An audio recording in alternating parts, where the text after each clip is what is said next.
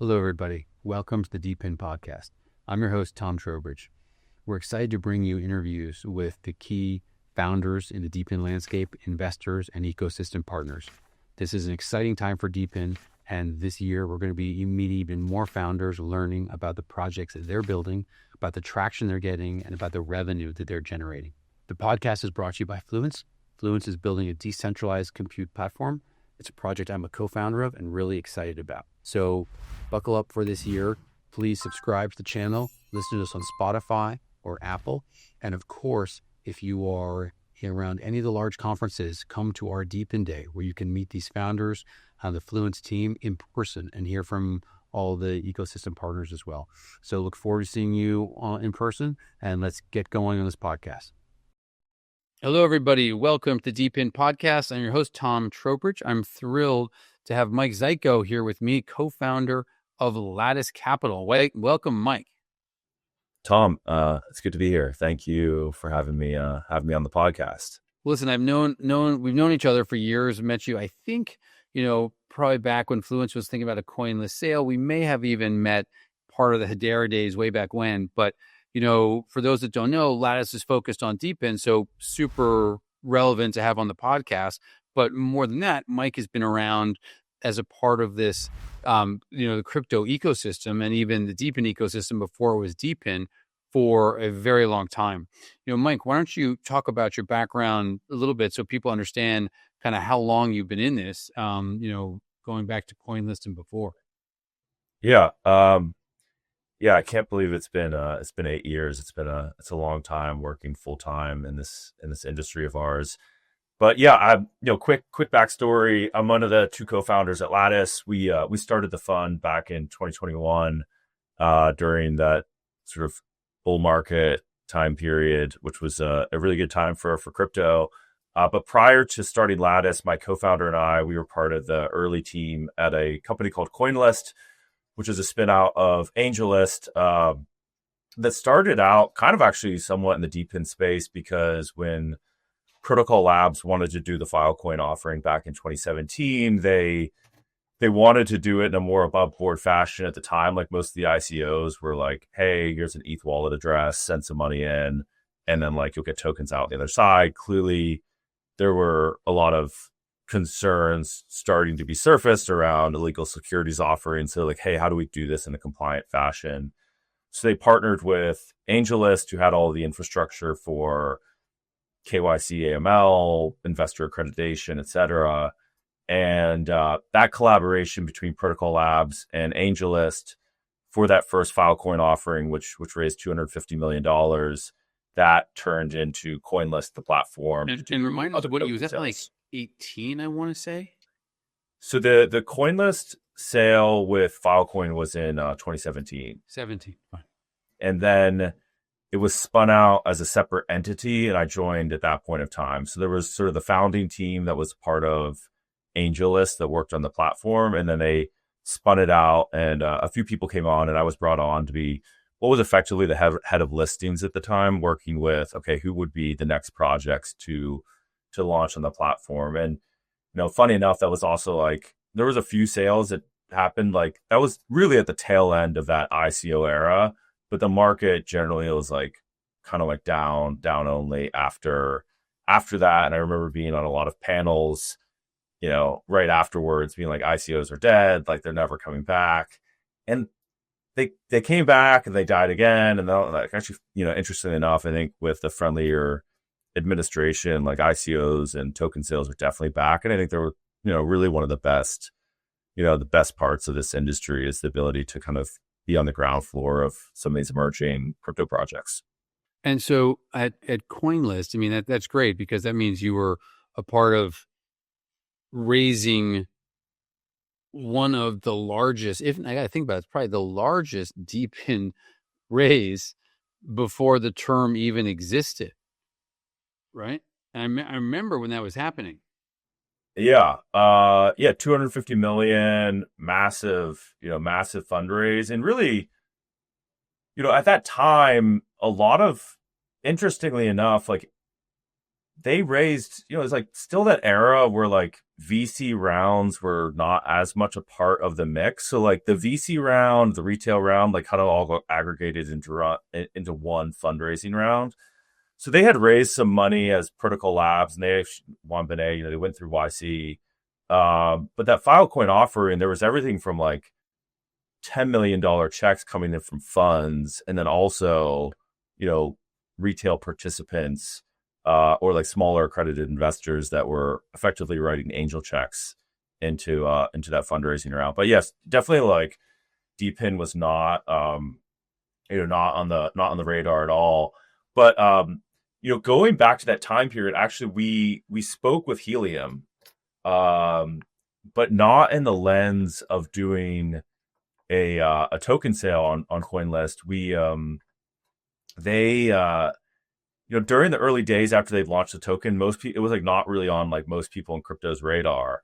And Tushar from Multicoin was like working really closely with them and had contacted us about, like, we were running these hackathons at CoinList for different projects. When the ICOs died, we were like, okay, how do we find ways to make money? And so we started running hackathons for 0x, Chainlink, the Graph. And at one point in time, we were, talking to Tushar and the Helium team about doing a hackathon where we actually like helped people build their own Helium miners from like base components that you could purchase at, I don't know, like a Radio Shack. We didn't end up doing that hackathon, but it was the first time that I kind of became familiar with Helium, and I eventually went out and bought one of the miners. But yeah, that was definitely like early days. Yeah, listen, I experimented with those miners, deployed a whole bunch of them as well, so I know that, but probably a little bit later than that. Super interesting. And then you left CoinList to raise Lattice, right? So tell us about Lattice, how much capital you guys have, what you've deployed. I think you're on fund 3, is that right? Yeah. So we just closed on our third fund. The catalyst for raising Lattice is, Regan, my partner at Lattice, and I were working pretty closely on the token sale business at CoinList. And then, you're sitting at this sort of interesting juncture of like crypto projects, investors, and we started doing angel investing probably early 2019 or late 2018, investing in sort of seed stage crypto startups at that point of time. And we did that for a while. We formed this operator syndicate where we maybe aggregated 10 other folks in the industry to cut larger checks, but like felt like we could crowdsource deal flow through those 10 or so individuals, and we did probably like 30 deals through that SPV structure. And that only scaled to a certain extent, just became more challenging in a bull market to like get allocations, and also for people, everyone had more money. So it was like, oh, I have 100K allocation. Someone's like, I want to put 50K in. And if there's 10 people, it doesn't leave a lot of room. So we decided to raise that first fund in 2021. And, we raised $20 million that year, and then have gone on to raise roughly, $100 million between the three funds. And, the original vision was always to invest at the earliest stages, pre-seed and seed, across anything that we felt expanded the addressable market for crypto beyond like just those initial first use cases around like, let's say, DeFi. And that was a big catalyst for, wanting to look at more things like Helium. So our view was like they had sort of stumbled upon this new method for hardware deployment and infrastructure that borrowed from a lot of the model of Bitcoin effectively. And our expectation was like more founders that existed in other industries outside of, let's just say, telecommunications or wireless would eventually see this model and be like, oh, we can do that as well. And so when we raised the first fund, I remember we had a slide, and it was like, okay, here are the things that we want to invest in. And one of them was like things that look like Helium, but there weren't really like that many at that point. And there was not even a term for it, probably. No, there wasn't. It was, I think we, it was like Helium like projects that we put in the slide deck. And so, yeah, that was, you know, our expectation was it just that we would see a lot more, and those would be really interesting models, and they would ultimately expand what crypto does, beyond what it had been doing at that point of time. And I think that's definitely, that's definitely manifested. And there's now so many different subsectors of DePIN, and there's even a sector DePIN, which certainly didn't exist at the time. And so, of companies that that's a terrific amount of capital. I think you guys have to be, listen, let me back up. There's a number of funds with a lot of allocation who made investments in the space. You guys are, one is you and EV3 are probably the two most focused on it, is my guess. At least as far as I know. How you think, what projects out there do you think have you found that look like Helium? How do you think about, finding other projects that look like that? Are there an unlimited number? Are there only going to be a handful, right? Is it a telco? Is it a couple industries for which that's appropriate? How do you sort of think about the big picture space when you're talking about it? So I think, it's funny. We started with Filecoin, and they kind of have come into the DePIN space. And then there was that taxonomy of DePIN versus DVIN, or virtual infrastructure networks, compute, CDNs, etc. Our initial idea was a little bit more of like the Helium model, like, okay, I buy this hardware box, plug it in my house or something along those lines. But obviously, like, more has kind of been lumped into the broader DePIN ecosystem. Since we raised the first fund, the first DePIN style investment that we made was a project called Demo.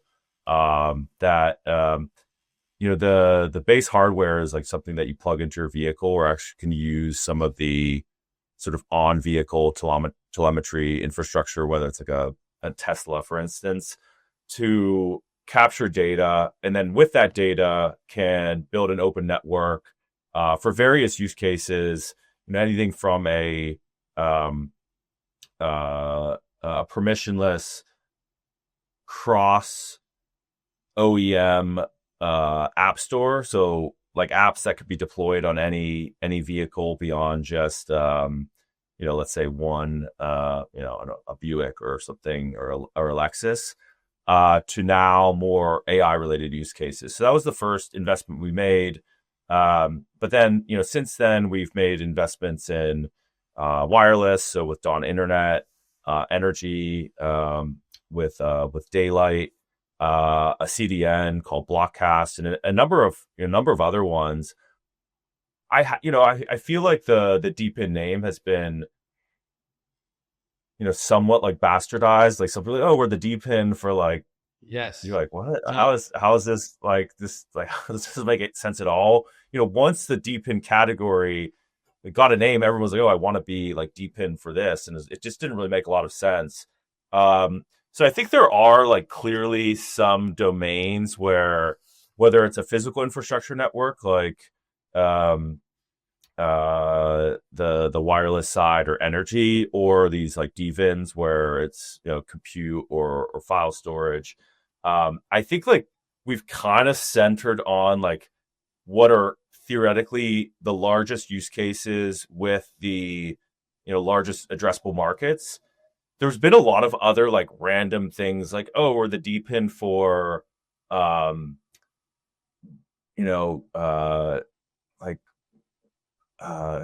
sound data, flight tracking.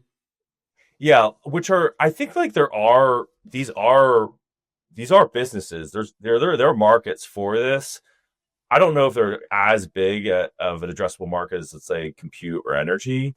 No, we know they're not, but they can still be super successful. They can still be super successful, but they are a fraction of the size of compute. We're also competitors, but yeah, they tend to be smaller markets. I don't know if like some of them, it's questionable if they're venture scale businesses outside of having a token.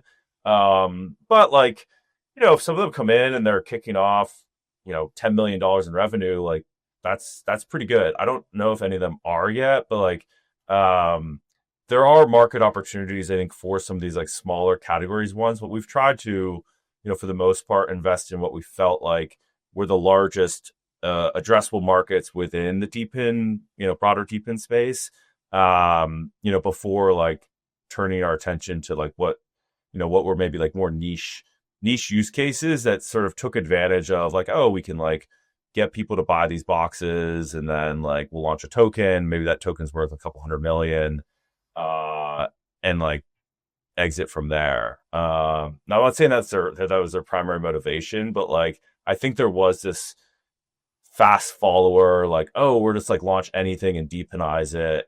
And probably a lot of them haven't worked out as well as we'd hope, but it's definitely still early. What and you sort of address this a little bit, but it sounds like one of the things you're looking for are large addressable markets. So scale, and that's important, right? Because some people might just be like, oh, this is a great DePIN, but you're going to take a real look to see how big can this actually be. What else do you look at besides kind of the scale of the end market when you're evaluating DePIN projects for funding? Yeah, I think, probably the two main things we look at. One, is this a team that we feel like brings some domain expertise to the table? So, for instance, like the Daylight team that we invested in back in 2022, they came from the energy industry. They were very early helium miners. That's how they got into crypto. They discovered it and they're like, okay, we can apply this to the energy space. So that's a big deal for us because ultimately, like outside of understanding how tokens work, which is definitely important, and then like the crypto industry, like how do you create interest and excitement about what you're doing? And maybe like how do you manage the exchange process or market makers, et cetera, like all important things. Like if you can't go in and credibly talk to people within the energy industry and explain what you're doing, there isn't a really core value proposition, then it's hard to imagine all of the like, interesting things you could do with a token are actually going to matter. So if a team came to us and like, hey, we have this really interesting idea for a DePIN, but like they just didn't have any experience working within that, whatever that space is, then we'd probably be more apprehensive to back them. So that's one piece. And then the other one is, an ideal scenario finding,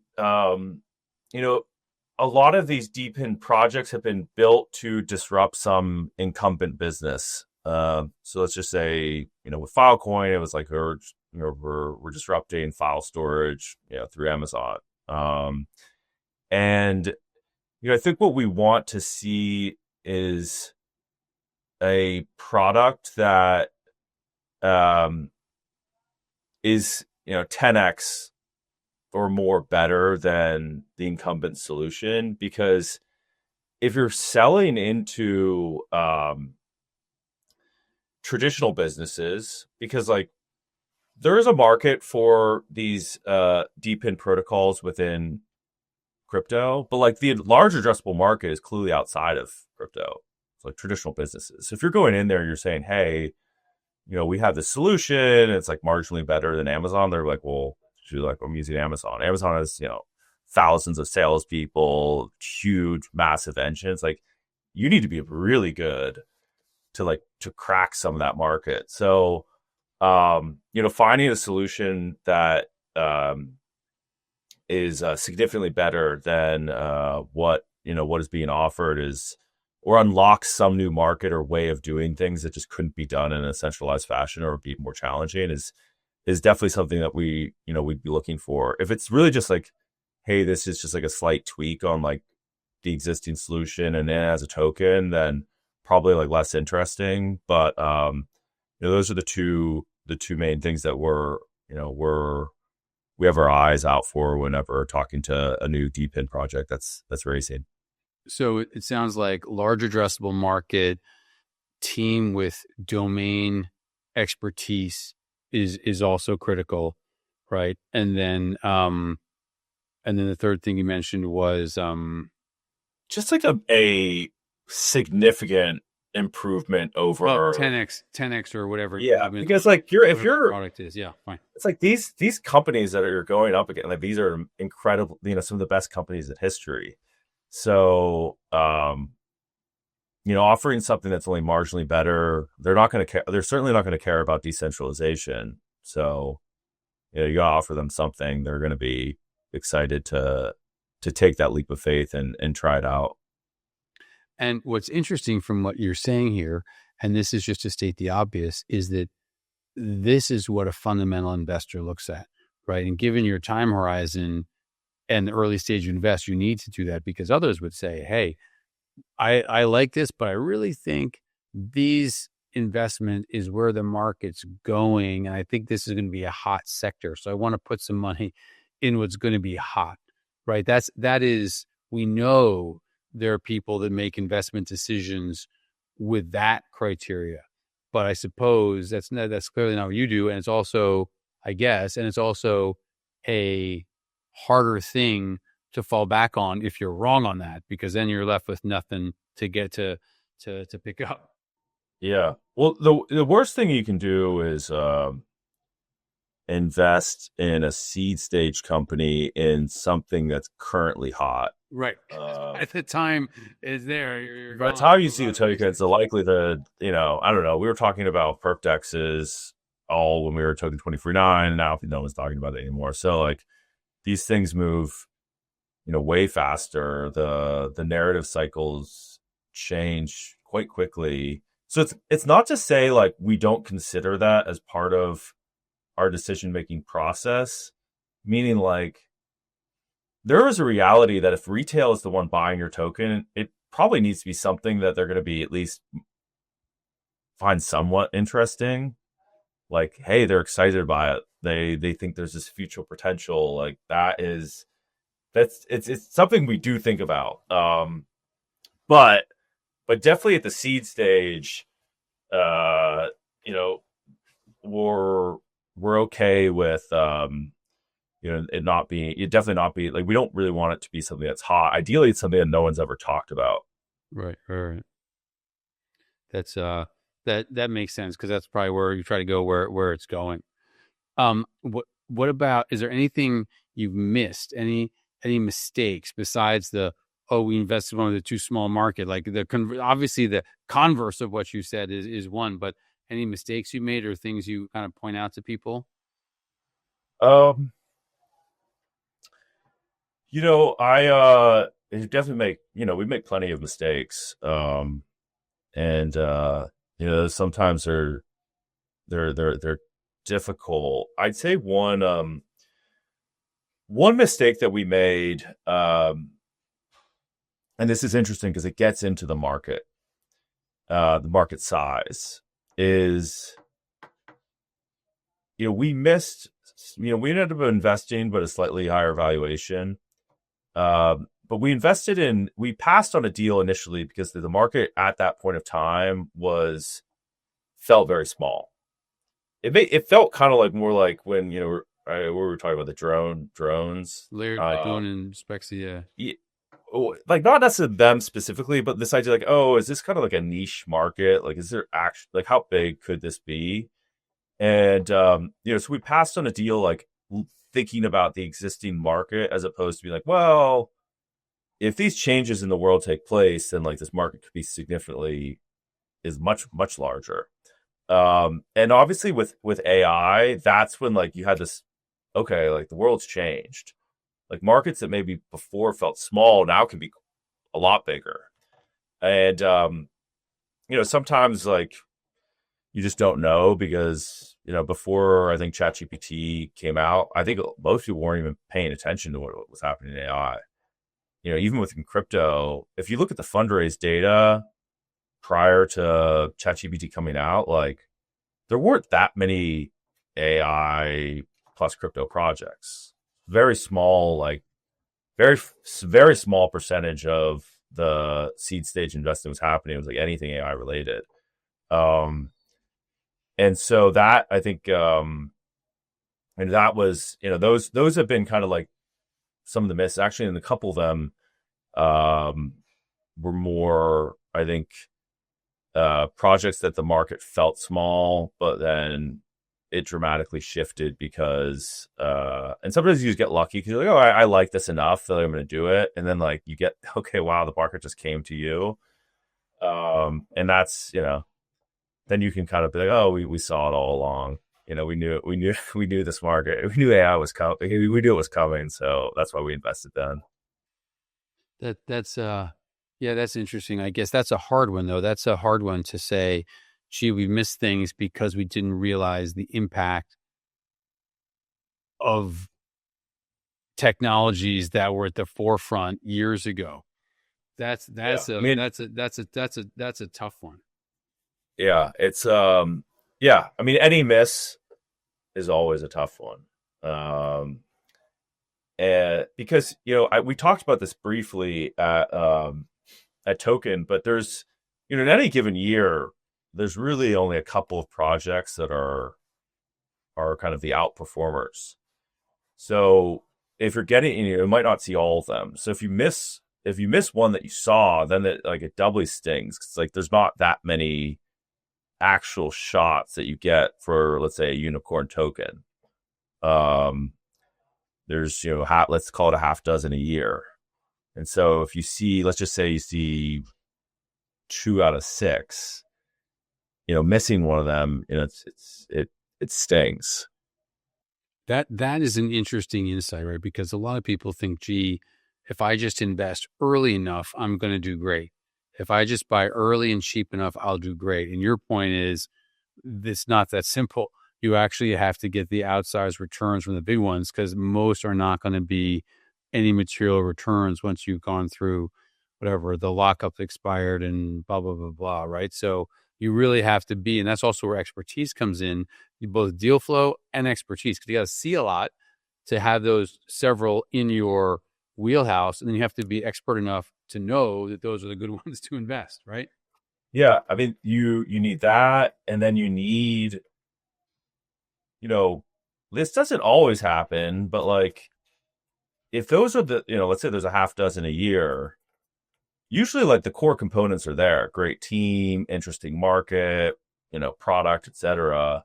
So like those are going to be competitive rounds. So like you need not only to see them, you need the expertise, you need the brand. Founders want to pick you. They want to give you the size, because even slipping in like, let's say, a smaller check into, like, unless you slip small check into Solana, which is fine, but like those don't come around that often. So, for a, let's say, $1 billion market cap token, if you're a smaller investor in that round, like it still doesn't, like, depending on the size of your fund, it doesn't necessarily mean that's going to return the fund. And for venture, to a certain extent, like that's kind of what you're looking for, because there's going to be a lot of zeros that don't go anywhere. So like you need the ones that are the winners to really pay for all the losers. Yeah, fair enough.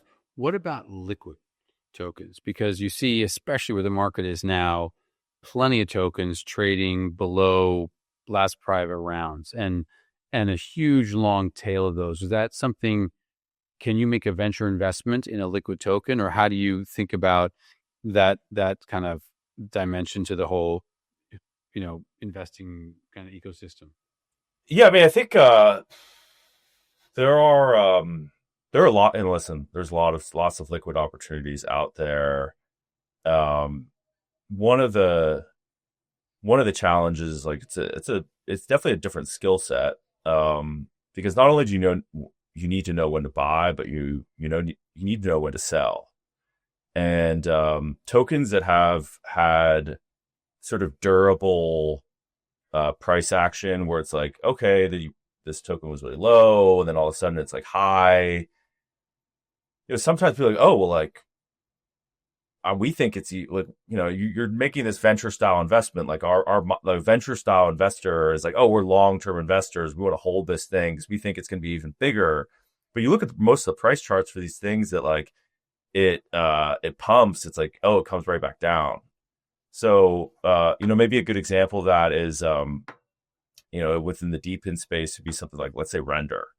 If you remember back in like, I don't know if that was like 2022 2022 or 2023, Multicoin announced this big investment, token, everyone's excited because AI and compute, token goes up to like north of $10. And you could be like, whoa, we're just at the beginning of this. Like AI is just taking off. Like now people are finally discovering this thing. And I haven't checked the render, price recently. I think it's okay, but it's retraced a lot of those gains. So I think the venture mindset, like you definitely have to put a bit of your like trader hat on and be like, okay, well, some of this thesis is playing out, but like, do we expect it to endure, or is this like hot narrative for a month and then people move on to the next thing? Yeah, I mean, to your point, render is at about 272 right now, right? So, that's a decline, but decline with the whole market. I guess the other problem you have, and this is something I've seen, is that I'll bet you the fundamentals now, I haven't looked at it, are way better than they were than when Multicoin invested. But the other problem you have is just the increased supply of tokens that sucks up all the capital. So while you've got fundamentals going up, just your valuations, I think, have just declined across the board with a couple of exceptions at the very, very top of the ecosystem, right? So your your liquidity is that much more challenged, back to your point about you need the real winners, because valuations on the way out are so much smaller than they were.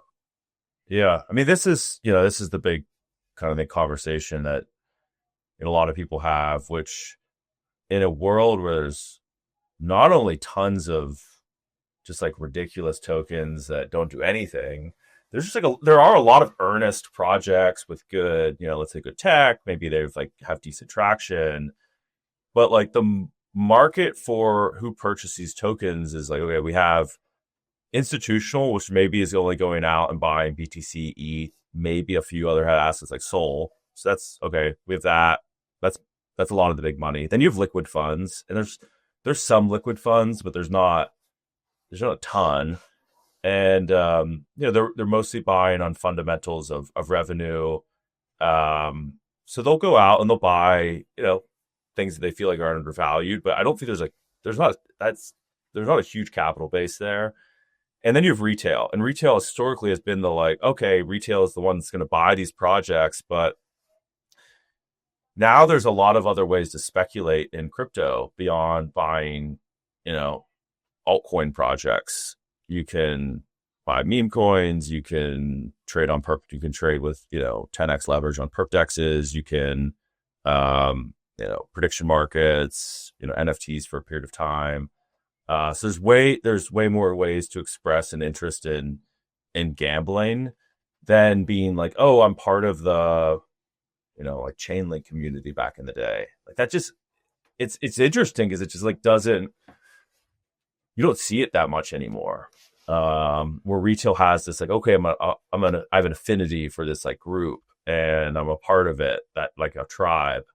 Maybe a little bit, but that has the market has shifted. So I think for a lot of these projects that are earnest and they have a real business, they're making some money, it's gonna be challenging for at least a short period of time.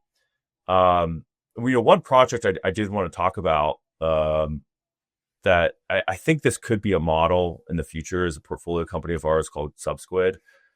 Subsquid is a Subsquid. Okay. It's a data. You could think of it as decentralized Snowflake, more of a data play. So they have a decentralized network, the Subsquid network, and they started building centralized businesses on top of that they could sell into crypto companies. Probably the most what they're most commonly known for is indexing, so competing with a number of other indexers out there. But they had a lot of traditional businesses outside of crypto that took interest in the network they built. And last week they announced that they were acquired by a company called Resolve AI, which is a publicly traded AI company, $2 billion market cap, trades on NASDAQ. And their DevCo is absorbed into this publicly traded company. They now have the resources of a publicly traded business that has, capital market structure where they can get access to capital to help them grow, and they can sell in these products to their customers, which are not crypto companies. And all of those products take advantage of this subsequent network. And the publicly traded company Resolve has committed to taking 1% of their top line revenue and buying the tokens, not to mention all the tokens that they went out and purchased on the open market. So this was like totally flew under the radar last week. I totally didn't see this. This is super interesting. It's the first crypto acquisition by a non-crypto company I can think of, right? Yes, no one talked about it. And this isn't some like shoddy organization. Like they're real. They received a massive investment from Citadel. The guy that started it sold his previous company to Oracle, which became Oracle Cloud. Like they're legit. But it flew under the radar because it's just like you said, it's like there's certain people are only paying attention to, they only have the capacity to pay attention to so many things.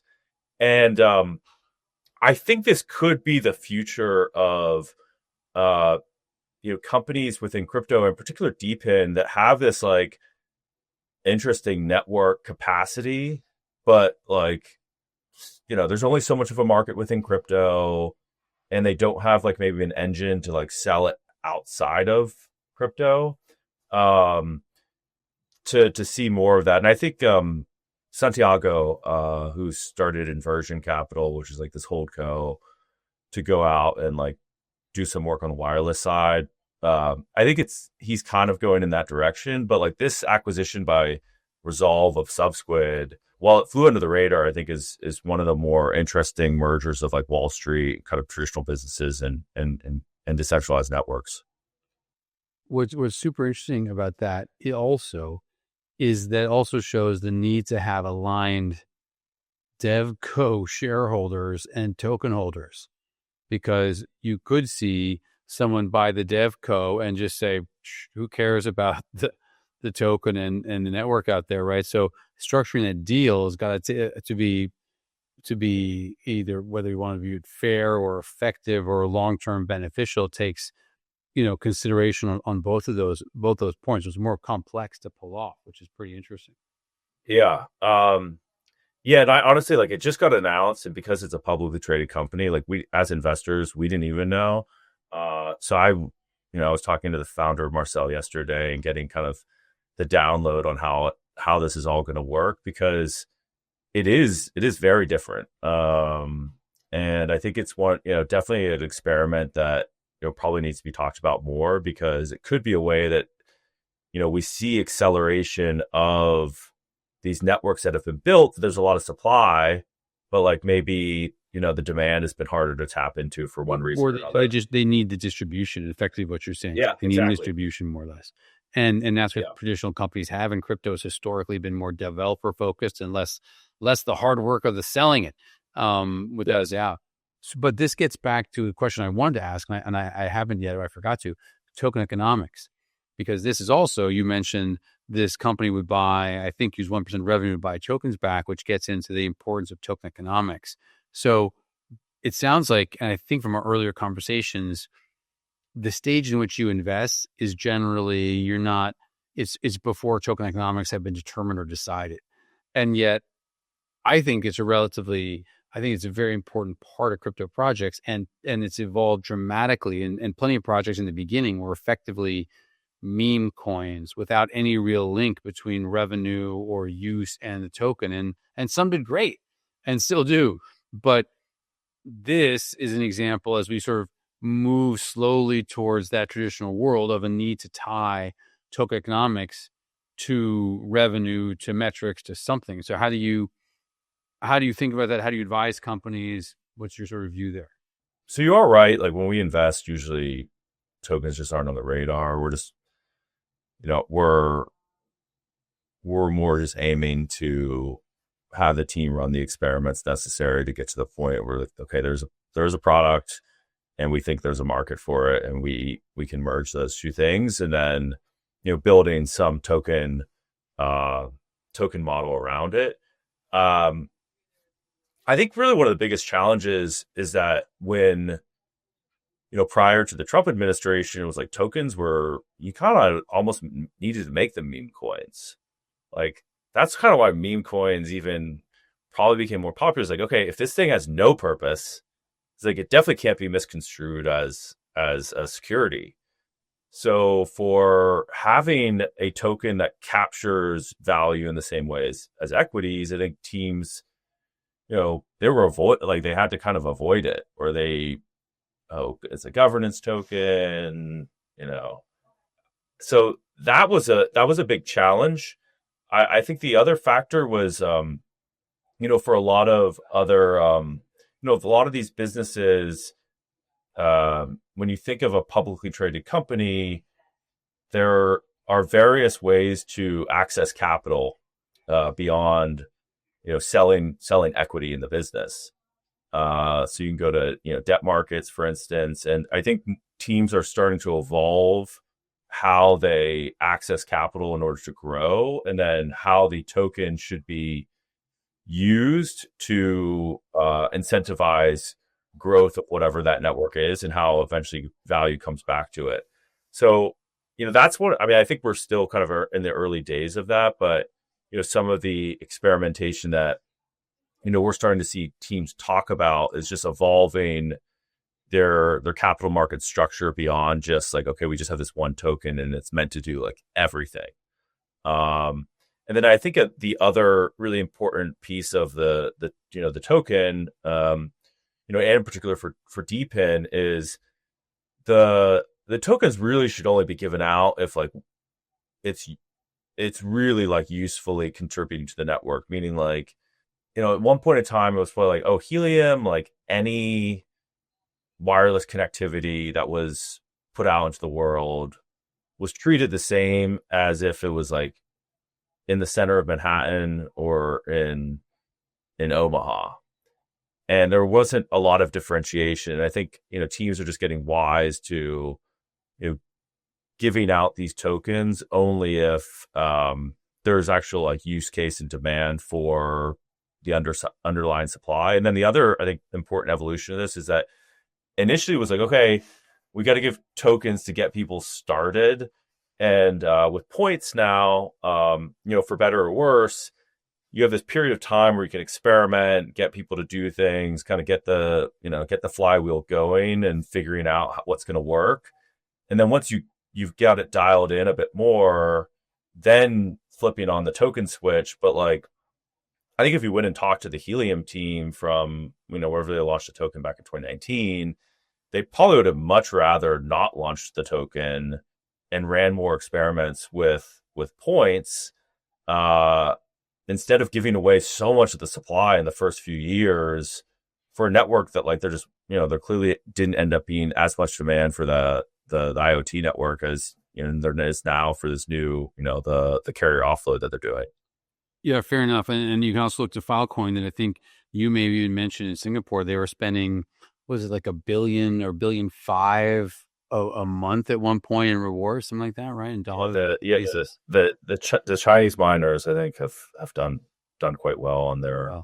No doubt, but that is interesting because I've always been focused on the revenue side of it all, tying revenue to the token, tying traction to the token, trying scarcity somehow to scale, whether it's via staking or via revenue and buybacks and some combination. But obviously you got to solve both sides of the equation, because that doesn't help you if you're spitting them out pretty quick for whatever reason that's not so effective.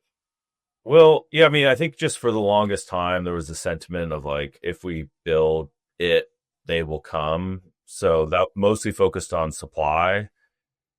And, for a lot of networks, just the dream.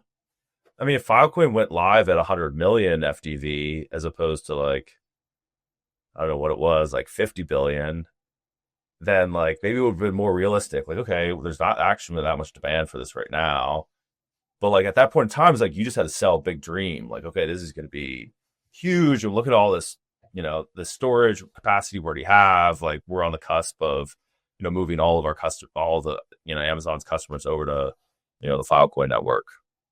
Yeah, and I think you're right, but that goes back to then would people have had the right incentive? Would they built the storage? Who knows? But it also goes back to pricing rewards in dollars.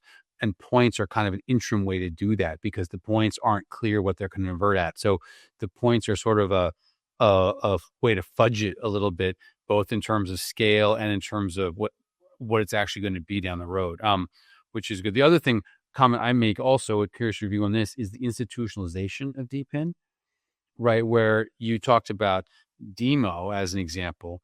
And Demo, I think, started off doing cars and now collecting the data. The data is valuable. It can be, very relevant for a lot of reasons you could talk about. But I think they're also now, trying to sign up fleets, right? If you look at Helium had people's houses. Now they're deploying it larger,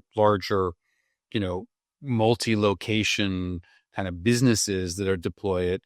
And, Filecoin has professional dedicated miners that build businesses on it, right? So people think of DePIN as a network of consumers providing service, and that's plenty true in many cases, but there also, to me, seems to be a kind of institutionalization as these networks become interesting and valuable and scale. You almost inevitably drive towards the economies of scale, which drives towards a more institutionalization on the supply side. Is that something you're kind of tracking also? It's like Bitcoin started out hobbyist. You run a Bitcoin miner on your, on your home computer, and then eventually, like, it's very hard to run your own Bitcoin mining rig anymore. And I think for a lot of these DePIN networks, in particular with Helium, the initial sort of stab where these boxes you could just plug into your home. I think going back to your question on like the tokens and how much you give away, like we're seeing more teams say, okay, listen, like we'll pay you in stable coins for the actual demand of